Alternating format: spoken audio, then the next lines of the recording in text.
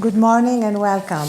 It's great to have you all here on the last day of the forum for a very important discussion on a topic whereby the very title of the session says it all.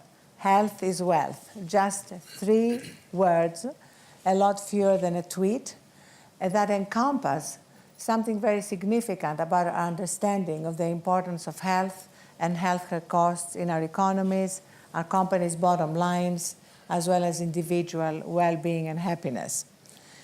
In the 20th century, the world has made incredible strides in fighting disease.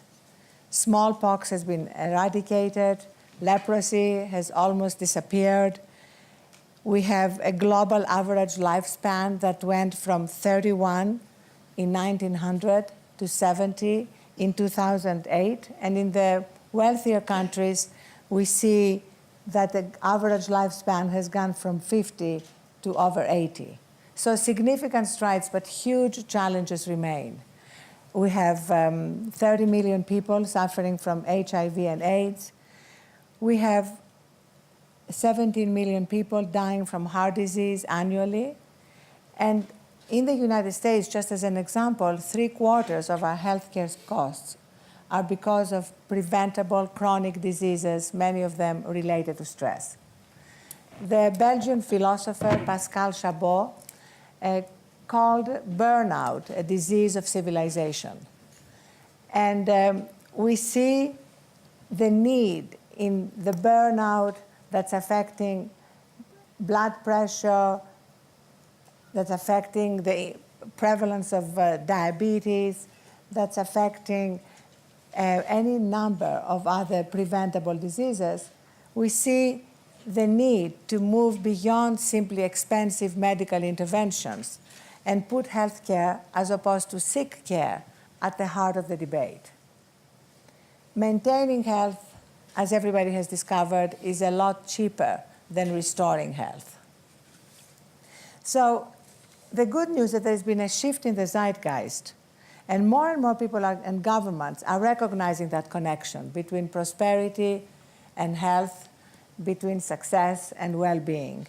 In fact, in Germany, Ursula von der Leyen, who was Minister of Labor before she became Minister of Defense, had actually identified the cost of burnout in workplaces as about 10 billion euros a year, and had taken steps to do something in the way that businesses run workplaces. And with 2 CEOs on the panel, that is, of course, an incredibly important part of our discussion. So right now, we seem to be in the middle of a perfect storm. We have disruptive new technologies that are affecting the delivery of healthcare. We have a growing desire on behalf of people to take control of their own healthcare.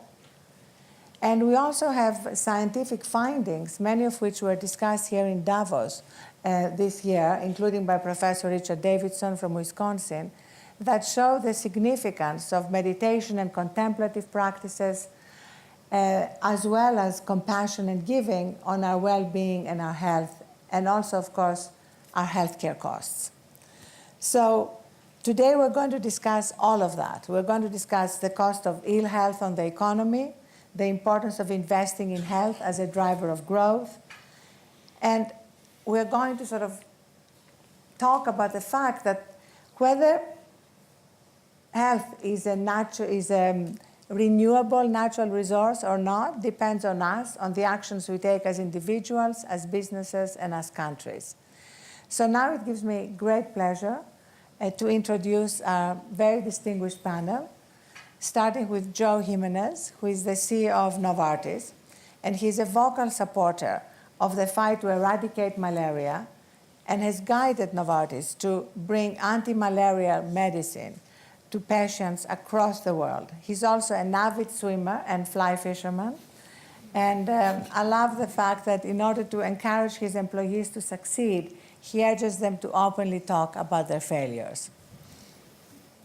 Then, Mauricio Cardenas, who is the Minister of Finance and Public Credit in Colombia.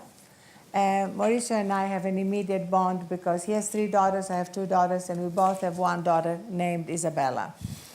And I love the fact that, as I've been following him on Twitter, he takes a break occasionally to tweet beautiful, calming photographs of the mountains and the snow in Davos, which I have been regularly retweeting.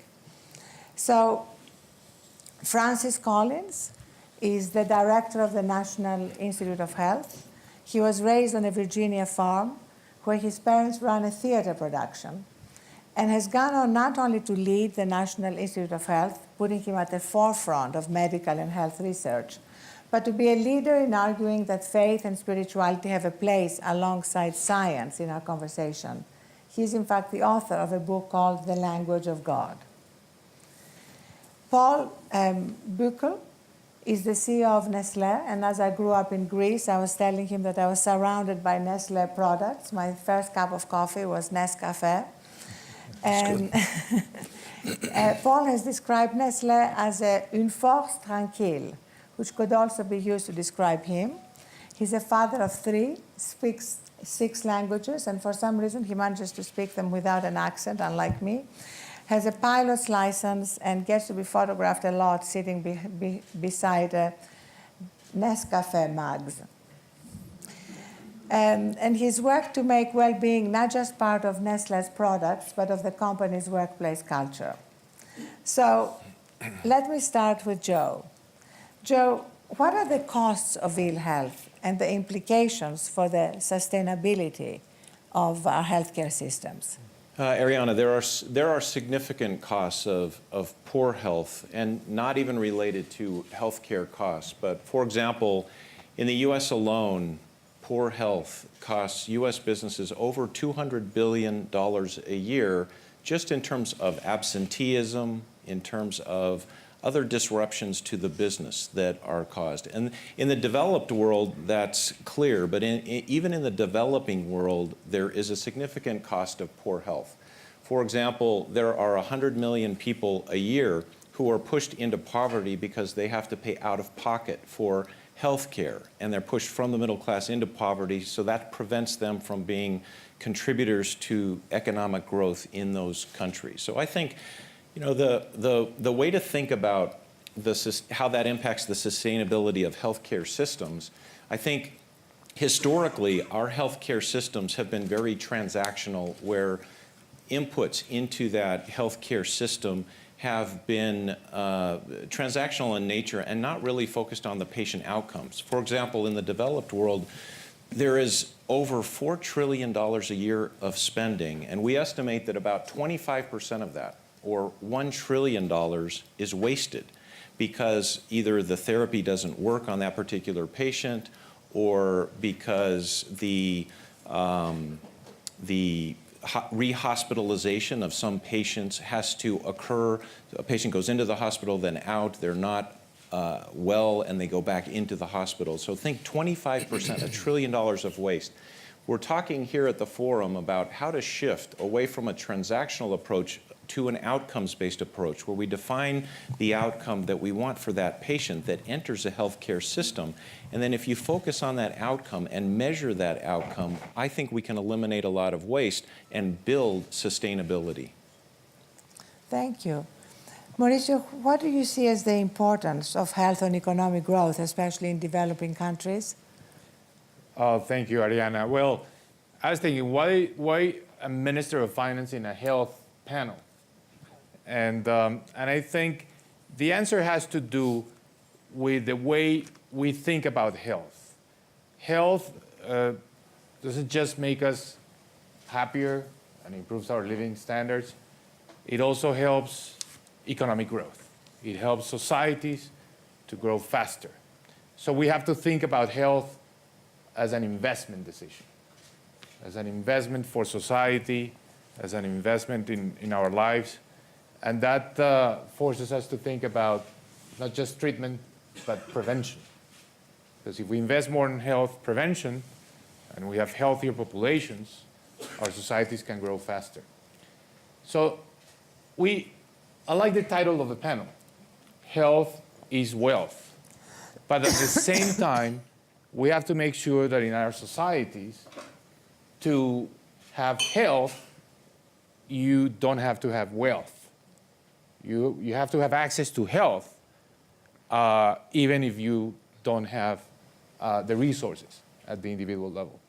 So societies like ours that are growing, but where we still have a large number of population under the poverty line, are societies that have this tremendous challenge of providing health to people that do not necessarily have the incomes to do it themselves.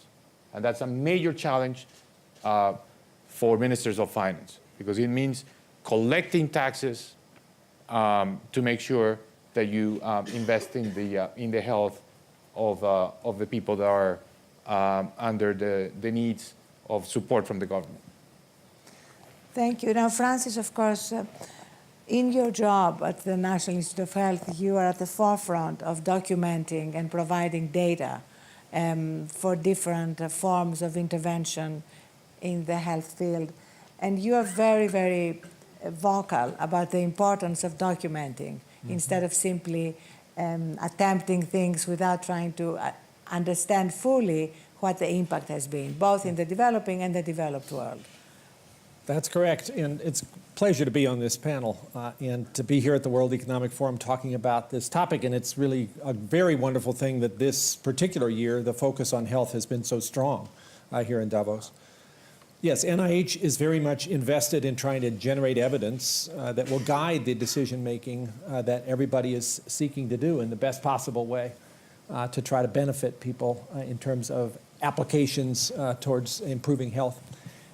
With regard to the developing world, which Mauricio has already introduced, I think the evidence there is very strong that there is a bidirectional flow between wealth and health.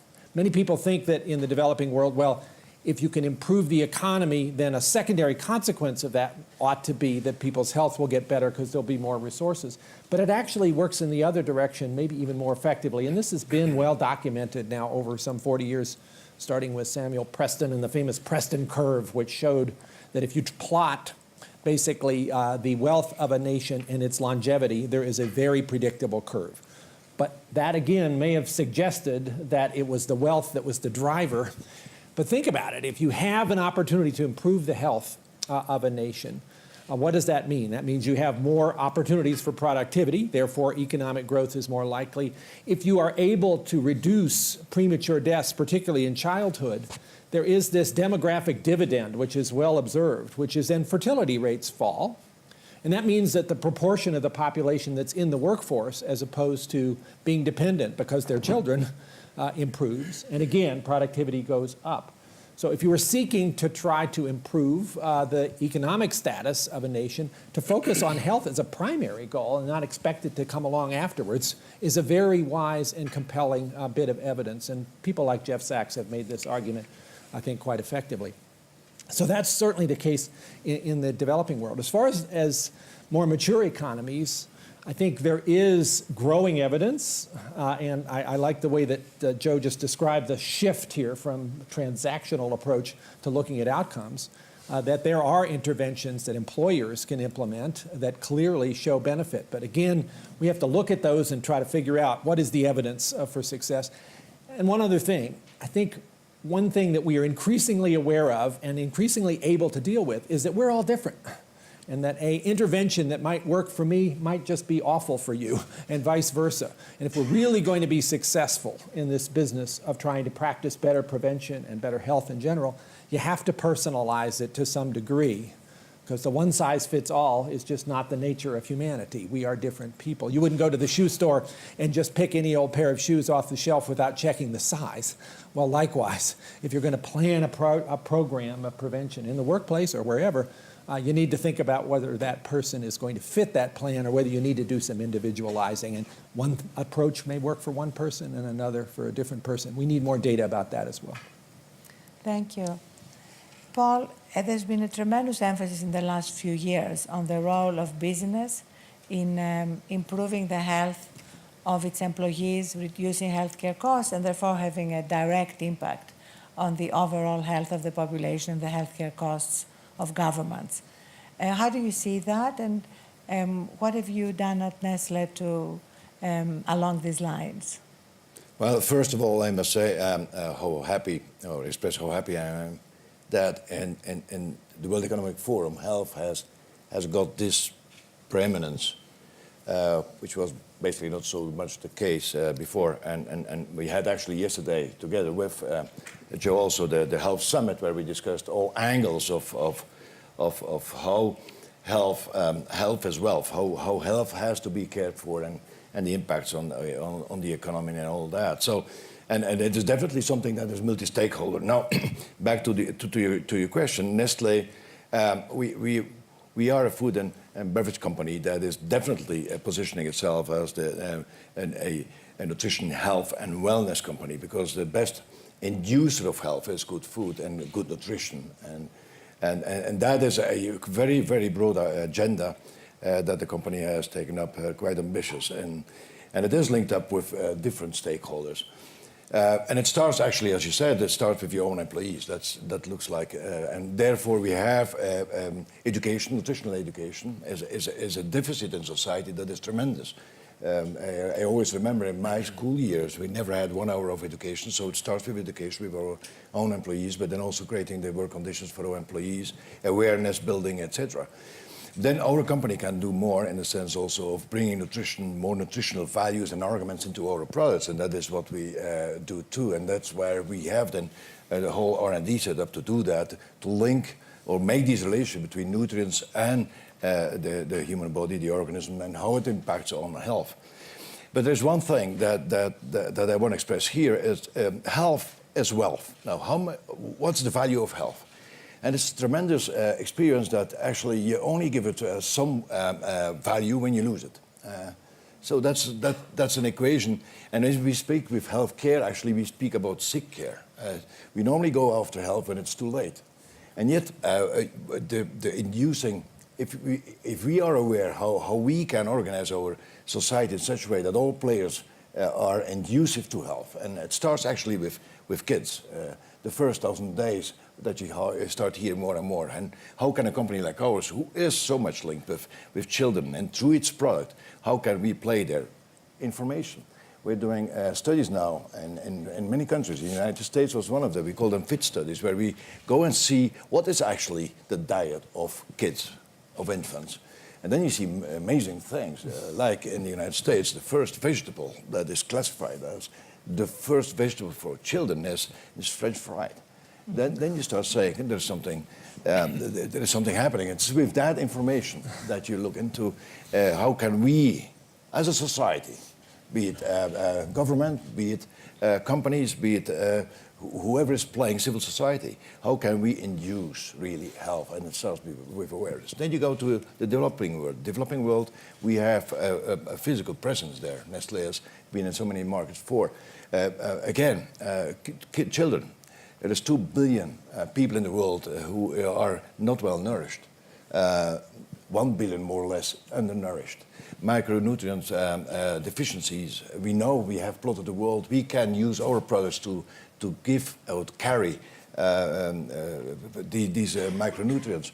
And then also again do studies, see how it impacts. There's actually a virtual circle. If you have healthier kids from the start, that goes through whole life. We know that, so that's why you have to really focus on the start. Healthier kids perform better in school, are more productive as adults, create more economical value, allows better nutrition, and the circle goes on. So actually it is, how can we start that virtuous circle? It is measured that $1 invested at the beginning for healthier kids has an effect of 20 times more of productivity in society. So it looks like a very, very inviting equation. Well, you mentioned how many kids are undernourished, but also obesity is now emerging as one of the biggest problems we're facing, with 380 million people at the moment suffering from diabetes, which is very connected to obesity. And this is both connected to nutrition and what are people eating and what are people having available to eat in many places which are deserts for good food. So any one of you who wants to go first, we're going to keep it very free-flowing and dynamic here. Any solutions to that? Arianna, I think it's very interesting. Like Nestle at Novartis, we've worked on improving the health of our own employees. So we have 130,000 employees, and about 3 years ago, we started a program called Be Healthy, where we taught our associates how to eat better, eat well, and provide nutritional information. And then in all of our canteens around the world, we offer the healthiest meal at the lowest cost, meaning it's the one meal in the canteen that is the lowest cost.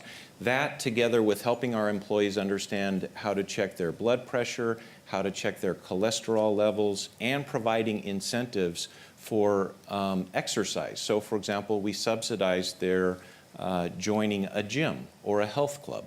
And we've been able to track over time how that has improved health. So you think, if you can do that in a company, why can't we do that on a broader scale from either a city or let's say, a state or canton or a country level?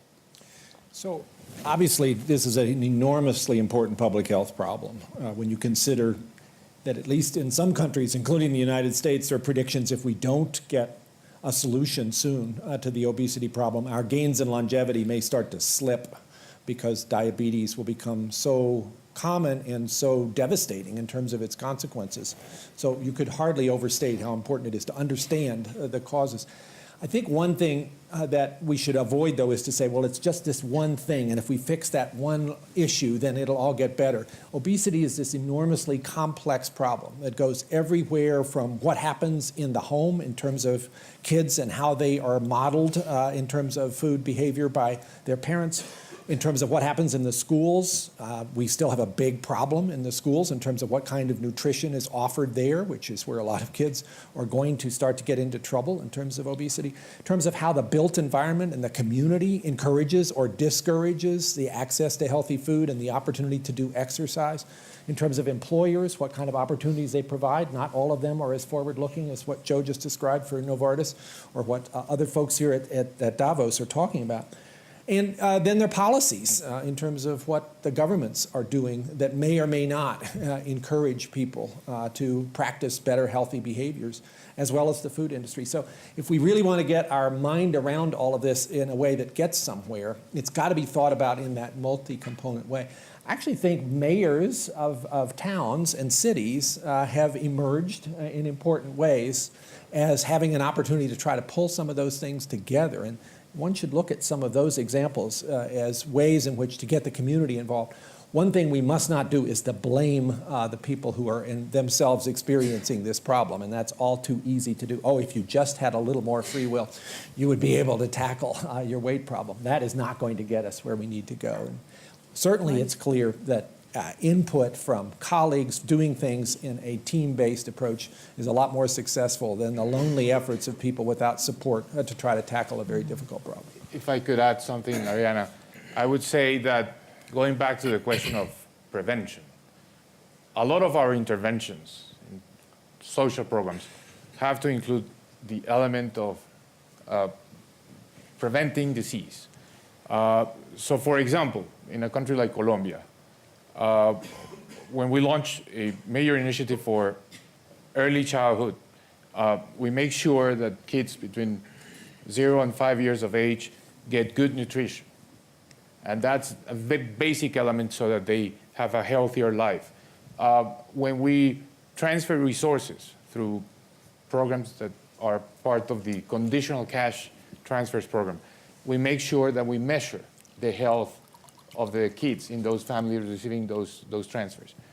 And that's fundamental, because prevention is the combination of good education, good nutrition, physical activity, make sure that we promote sports, that we spend resources encouraging the population to engage in sports.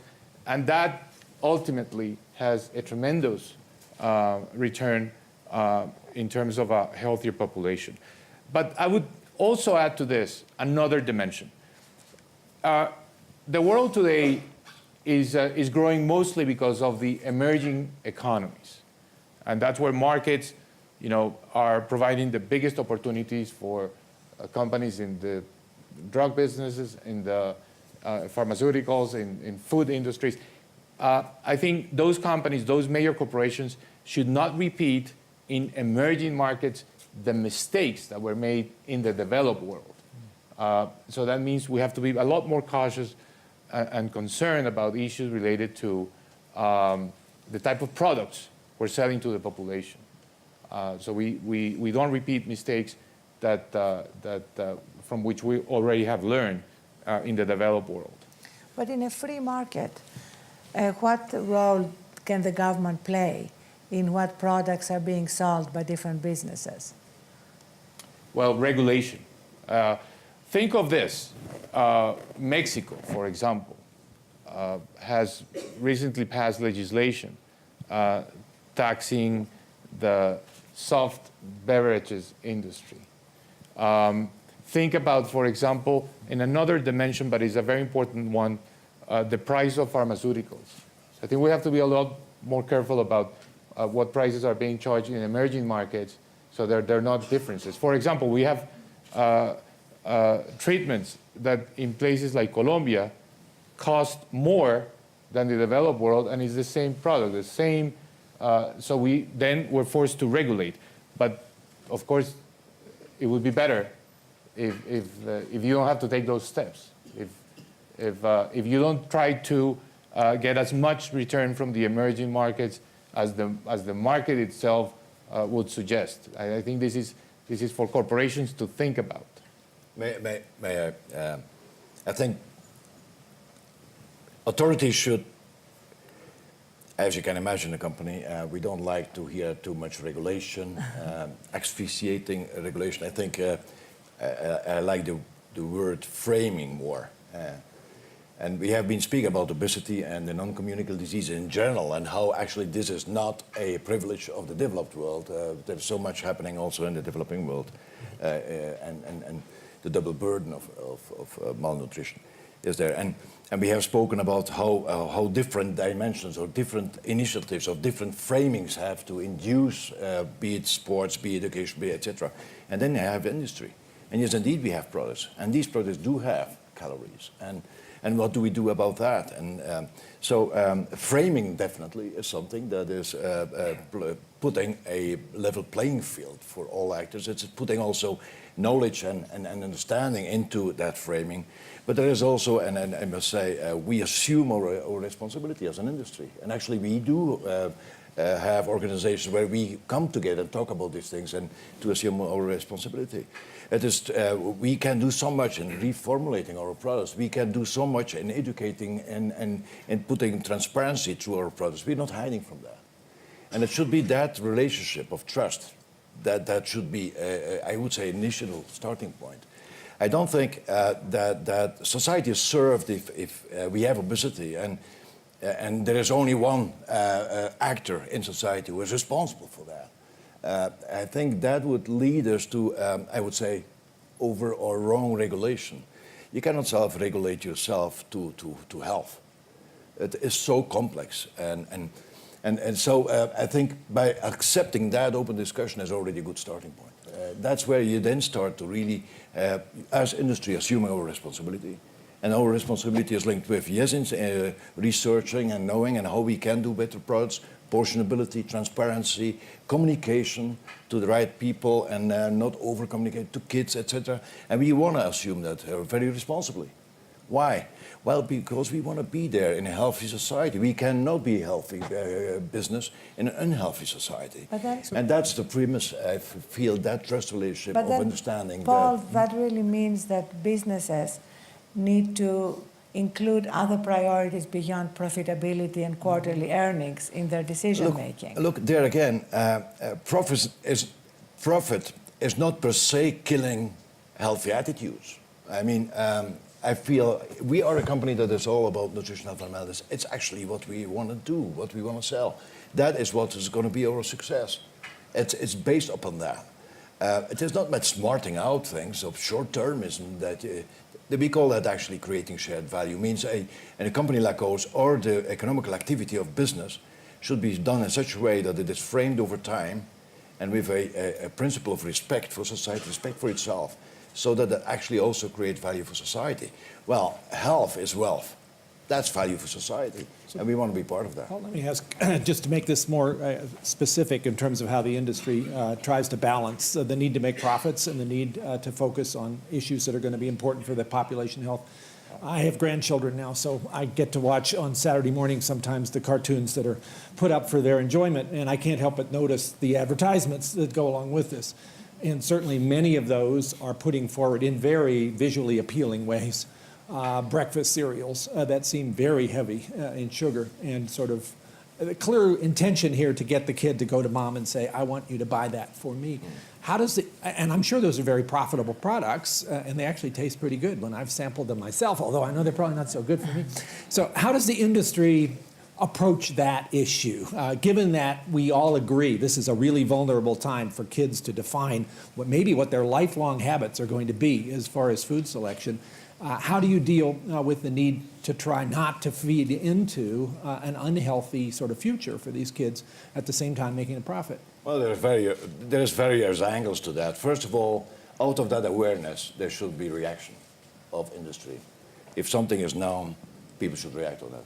And I think that's done in the sense of, for example, reformulation.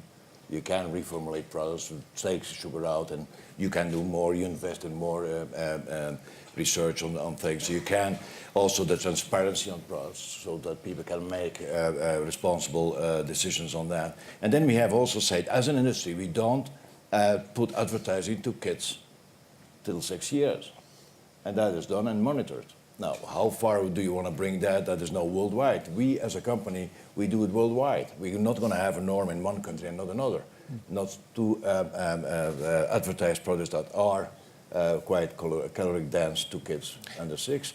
You can actually extend that to 12. That is an awareness building that industry is taken up and is assuming. And we have monitored that. There's actually International Food and Beverage Alliance that is committing also with the WHO to just do that. Reformulation, transparency, workplace. We have mentioned that starting with our own people. We have also, for example, in the Consumer Goods Forum, which is an alliance of retailers, because you have to integrate the whole supply chain and food into society. So retailers and manufacturers. And one of the pillars, one of the strategic pillars that we decided, and it's a huge organization, if you add all the retailers and all the manufacturers that are in that association, you come to something like a 2.5 trillion equivalent sales. So you have the huge retailers, manufacturers like Nestle are part of that. We have that pillar and say we're going to commit to be part of a solution to these non-communicable diseases. I'll help. Yes. I'll help Paul out here for a minute by deflecting from food to pharmaceuticals. Minister Cardenas made the point about pharmaceuticals in developing countries and how important it is to allow affordable access. And I think if you look at a company like Novartis, we believe very strongly in innovative medicines, and we do research and development on innovative medicines, but we also have a very large and important generics division. And the role of that division is to help improve access to very high quality but low cost generics across all markets, but particularly the role in emerging markets, because this is where you're talking about basic antibiotics or basic pain medication that for very low out-of-pocket expense, we can increase access to markets and improve overall health care. It doesn't substitute innovative medicines because that's how medical science progresses. We have unbelievable breakthroughs in cancer around the world because we're investing in R&D, and we have to get a return for those that investment somewhere around the world. But we really do look at our business globally and think about the role of inexpensive generics in helping to build health within emerging markets. You know, we talked about advertising for food. Of course, in many countries, advertising for pharmaceuticals is also a big business. And especially when it comes to certain pharmaceuticals that have to do more with depression or mood-altering drugs. And we now are seeing an epidemic in the increase of antidepressants and in the increase of attention deficit disorder medication for children. how do you see the responsibility of business and of governments here in terms of what is available to children especially, but also to adults? It's a very complex and interesting issue. Really, the United States is the only country in the world that allows direct-to-consumer marketing in the way that it does. So you're exposed to something in the U.S. that is quite unique and different than the rest of the world. I think we have to think about the industry in terms of pharmaceuticals as what we do at our core is we discover and develop new and innovative medicines that can treat disease. And we look, at least in our company, we make resource allocations in research and development based on the level of unmet need in a particular disease, not how big the market is. So we don't start with how big is this market potentially and how can we develop a new drug. We look at the science and the disease, and if we can unlock a disease that only has 1,000 patients around the world that will never be marketed like that, we're going to still invest in it because we believe that if you create a breakthrough in a rare disease where there is a small number of patients, typically those patients are very homogeneous genetically, and you can find that there are other diseases that medication or that therapy will also have application. And so I think the whole world in pharmaceuticals is changing away from the big broadcast blockbuster towards more of a targeted therapy around particular rare diseases. Mauricio? Yeah, Arianna.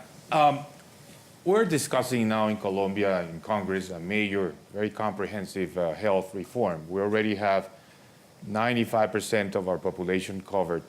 And there are a number of topics that arise in a society, in a democratic society, when you start discussing health. And one of the areas is touching on the point you just made on advertisement. And it's not just advertisement in the regular media. It's also the way pharmaceuticals influence physicians in their prescriptions. So the Colombian Congress, for example, has been very strongly proposing that there's some restrictions on the way the pharmaceutical industry influences physicians. For example, through trips, invitations to conferences in sunny resorts. So those things, in my view, have to be restricted so that you don't have that type of influence over the prescriptions, because maybe you don't prescribe that generic that Joe was mentioning, but you prescribe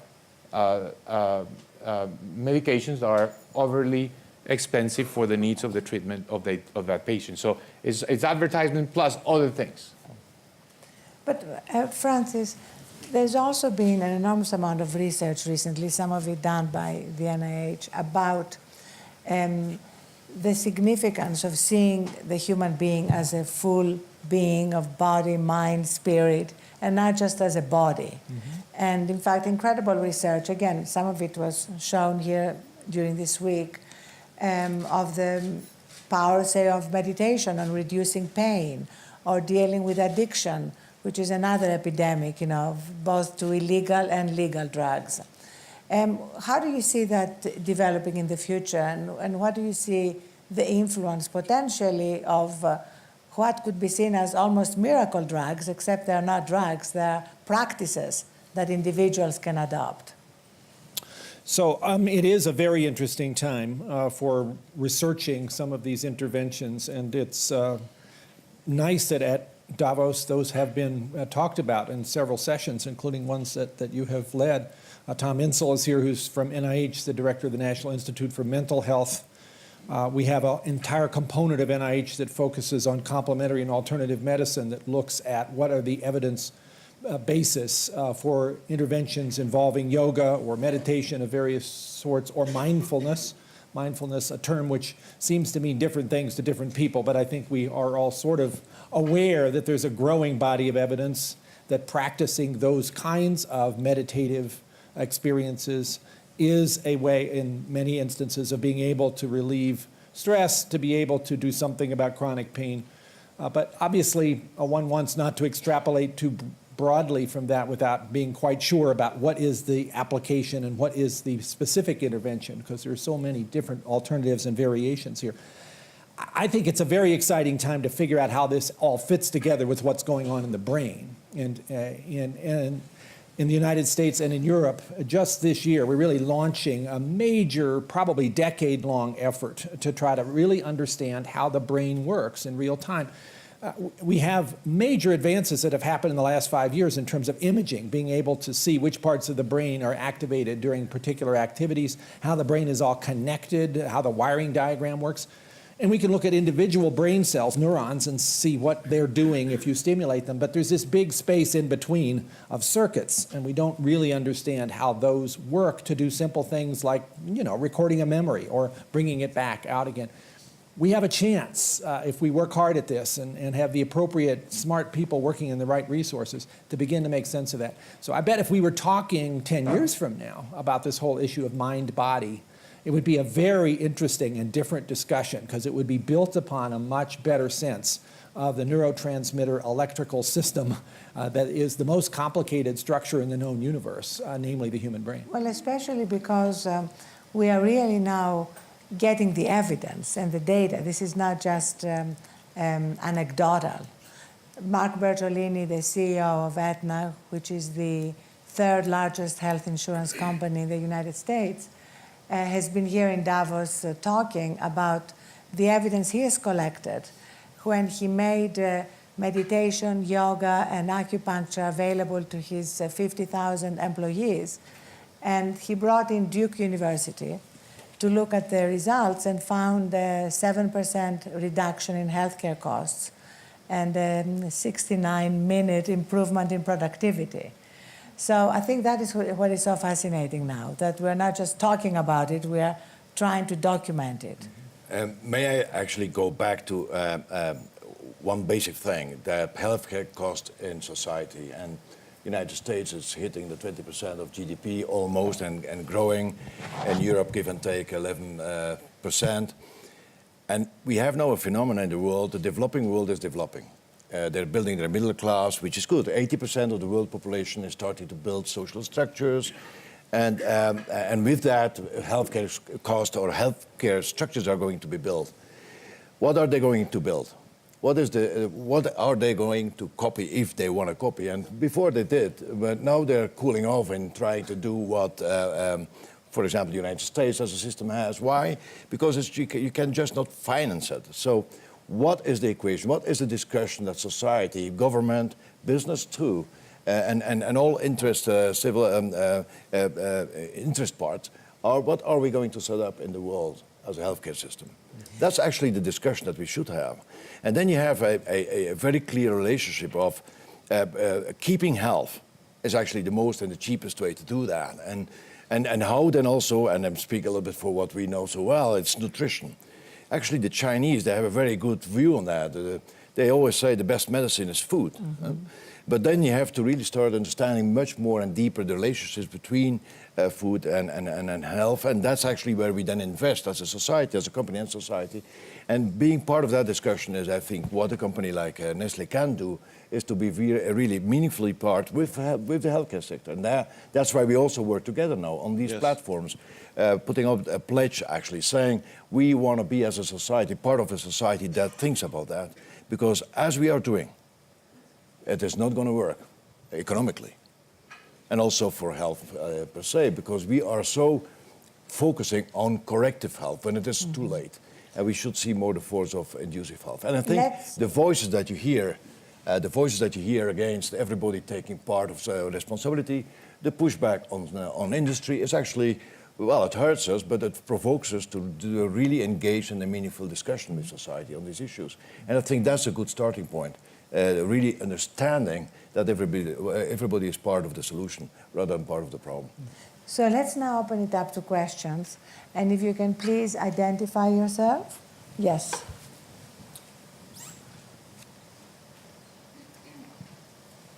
My name is Jordan Cassello. I'm a Schwab social entrepreneur. David Landis wrote in his book, The Wealth and Poverty of Nations, about 5 inventions that changed the course of economic development in Europe. And one of those inventions were eyeglasses. Yet 700 years after their existence, 1 billion people don't have access to that product. And we estimate that results in about $1 trillion loss to the global economy. And it could be solved with an investment of about $25 billion. The question is to the Minister of Finance and to Mr. Jimenez, what can we do to bring this very low-lying issue to the attention of the Ministers of Finance and to the corporate leaders who have interest in vision and vision services around the world? You want to take it, Mauricio? I'll take it. I would just say that, of course, we have to include that in the basic plan, the coverage we offer with universal access to the entire population. That includes, of course, the visual component. That's I think the bottom line here. It's part of the basic coverage plan. But if I could make a point, following a little bit on what Paul said about the way we think and we structure the health system, which connects with your question. We, in many emerging countries, and I think this is something that happens also in the developed world, have thought that the best way for paying for the health system is through payroll taxes. And we have changed that paradigm.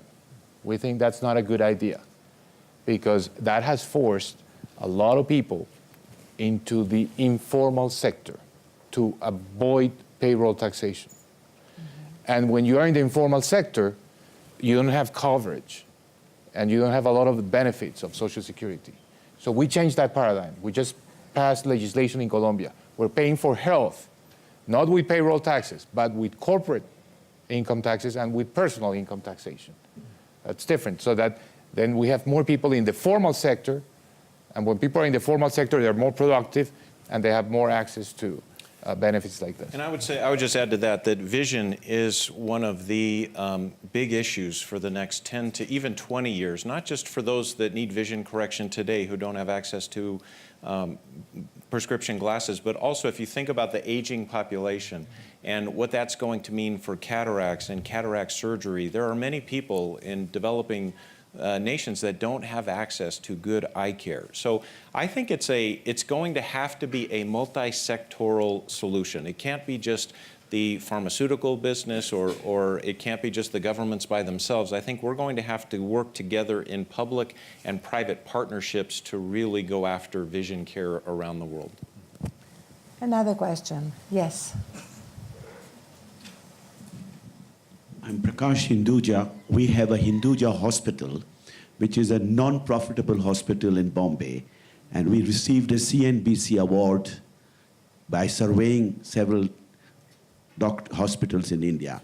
We do work with Novartis. We do work with Nestle.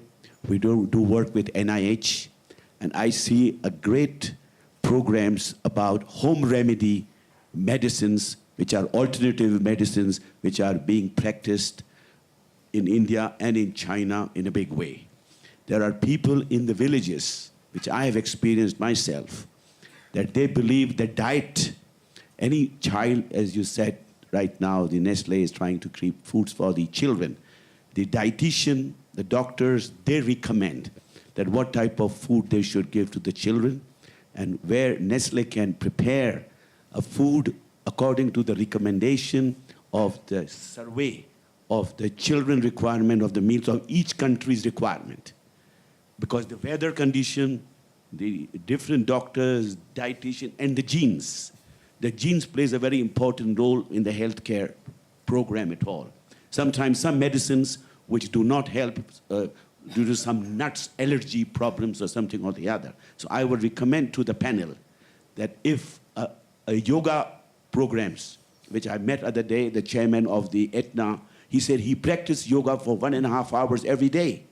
And for mind, body, and soul, sometimes yoga practice replacement of all medicines and food itself. And that is growing in a big way. Thank you so much. So this is why I want to sum up the whole thing of all the panel, what you have done. And coffee in Colombia is the best one. That explains for real medicine. For example, here, for example, in Davos, when you work from 7 till the 12 in the night, 1 cup of coffee is enough for you. Thank you. Thank Coffee is you a so healthy much. choice, isn't it, Paul? Yes, absolutely. No, it acts like a medicine again. Very healthy. Thank you so it much. acts like a Let's go to medicine. Thank you. you very much, panel. Thank you. But Yes. again, may I answer on this? At the end of the day, you spoke about adapting nutrition to the needs of specifics, etc. So much has to be invested still in knowing how people eat, what they eat, in knowing also the science, nutrients, the human body. And I think that's where society, and we being part of society as a company, are investing quite heavily in these knowledges. It is also education, and I think the best health is also harmony and balance, and bringing balance in diet. So for me, there is so much self-responsibility in this whole thing. Health, and then bringing back the self-responsibility to people that they own their own health is also a very important thing. So it has to do with a little bit more than just a few easy relationships. It's a little bit more societal, deeper to think through. And I think the fact that we discussed this here, the fact that we started to have what we just had yesterday, the health summit, where different angles of society were sitting together and say, let's talk health, honestly, and try to bring something that at the end of the day is the most costly dimension. It's no health of society. And I think that's the right priority. Thank you, Paul. Yes. Tom Insel from the National Institute of Mental Health in the U.S. I actually work for Francis in the spirit of full disclosure. I wanted to revisit your question, Arianna, about the epidemic of antidepressants and the way that they're marketed. And I think that's a challenging issue because on the one hand, I think we all have the concern about the overuse or misuse of medications. On the other hand, when we look at depression as an issue about health and wealth, this may be one of our biggest challenges. We know that depression is one of the largest costs to large employers, that in the studies that we've supported, for every 1,000 employees, companies are hemorrhaging about $250,000 for this one disease. Most people with depression, in fact, are never treated. We know this from population-based studies where more than 50% of people are never diagnosed, and only 50% of those who are diagnosed ever get treated adequately. So we have a huge unmet medical need. At the same time, we have a perception that there's an epidemic of the use of the medications which are appropriate for this illness. So how do we square those two things? I'd love to get some thoughts about that apparent gap. Mm-hmm. Paul, do you want to take that? Since I suppose we can't go to Francis. Or Joe, you mean? Or Yeah, Joe. I would say that unfortunately, the brain is the most complex organ in the body. There is a lot that we don't understand about it. And when you think about developing new medications for depression, it's a very difficult thing to do. So there are many drugs that are currently on the market to treat depression that are, you would argue, at the very edge of effective, because we haven't really been able to deeply understand elements of depression and how we can specifically go after and develop new drugs that will treat with minimal side effects. So I think we have to, as an industry, continue to study the brain. Right now, with the explosion of technologies that are occurring, our ability to understand what happens in the body is unprecedented. And then in the next 10 years, you're going to see medical breakthroughs that I think we've never seen in the history of mankind. And I think we need to commit to understanding the brain better and understanding the elements of depression so that we can treat. Great. And as we're running out of time, I'd like to ask each one of you, what would be, based on this conversation and all the other conversations that you have had here, what is the biggest insight that you want to leave our audience with? What is the biggest recognition, new realization, new understanding that you have come up with that you want to share? Francis? Well, I think the fact that we're here in Davos and that this topic has been so heavily featured this year is the big story of this particular meeting. And let me say, next year, I would like to see even more of that kind of featuring, because I don't see how you can talk about world economics with the evidence that's now in front of us without considering the role of health, both in terms of prevention and in terms of diagnosis, in terms of treatment, that whole complicated dynamic. And let's be clear that that is all about every country, not just the most mature economies. And that this gathering provides an opportunity not just to talk about it, but to actually take actions that will result in a better outcome for people who need that from us. So For me, the point was that this is a very complex topic. For us to improve the health of populations around the world, we're going to have to bring all the actors together. So it's governments, it's the private industry, it's NGOs. We're going to have to set some objectives in terms of what is that outcome that we want to deliver. Use the data, as Paul said, what works and what doesn't work in terms of moving ahead healthy populations, and then working as a society together to help deliver it. Thank you. I would say all that, plus the importance of good nutrition in the early years of life is the best base for healthy people later on. So it's also the nutrition in the first 1,000 days. Mauricio? Health is a good economic strategy. Health provides economic growth. We're probably underinvesting in health, but we're probably at the same time paying too much for some aspects in the health sector. So this is a dialogue between government, business, academia, so that we invest more in the aspects that give us the greater dividend for economic growth, and we spend less on aspects that are not that necessary, or where we could save money. My conclusion is that despite the huge challenges that we are facing, what this panel demonstrated, and what, as Franz has said, the presence of so many panels centered on health demonstrates, is that we are at a tipping point of recognizing that health is wealth. And I think the presence of a finance minister on a health panel is very significant.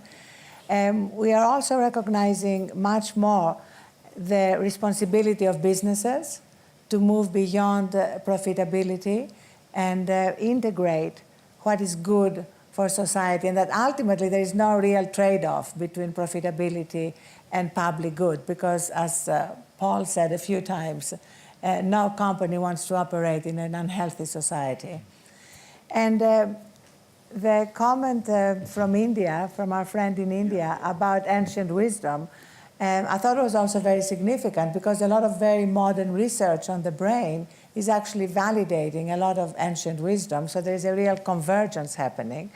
So the scientific findings and the fact that new technologies allow us to have real data about certain practices is a very significant moment. So I want to thank you all for being here. I want to particularly thank our panelists. And before we give them a round of applause, as a member of the media, I want to stress that the media also have a big responsibility to bring out to the public correct information and the latest scientific findings, as well as what each member of the public can do to improve their health, taking on more personal responsibility for our own health. And as you can see from the background at the Huffington Post, we certainly tackle this issue relentlessly because we believe that there's tremendous need for the media to move beyond a certain superficial approach to the subject and treat it as something really central to our well-being. So thank you so much, and please help me in thanking our panelists. 17 million people dying from heart disease annually. And in the United States, just as an example, 3/4 of our healthcare costs are because of preventable chronic diseases, many of them related to stress.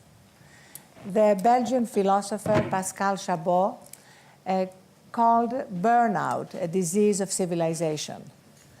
And we see the need in the burnout that's affecting blood pressure, that's affecting the prevalence of diabetes, that's affecting any number of other preventable diseases.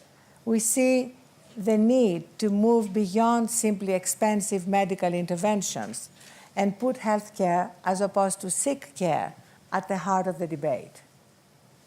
Maintaining health, as everybody has discovered, is a lot cheaper than restoring health. So the good news is that there's been a shift in the zeitgeist, and more people and governments are recognizing that connection between prosperity and health, between success and well-being. In fact, the importance of investing in health as a driver of growth. And we're going to sort of talk about the fact that whether health is a renewable natural resource or not depends on us, on the actions we take as individuals, as businesses, and as countries.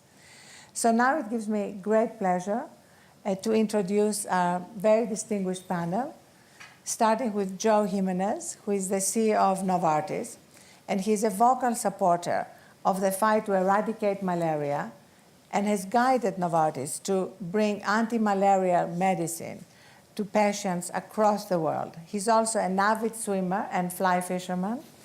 And I love the fact that in order to encourage his employees to succeed, he urges them to openly talk about their failures. Then, Mauricio Cardenas, who is the Minister of Finance and Public Credit in Colombia. Mauricio and I have an immediate bond because he has 3 daughters, I have 2 daughters, and we both have 1 daughter named Isabella.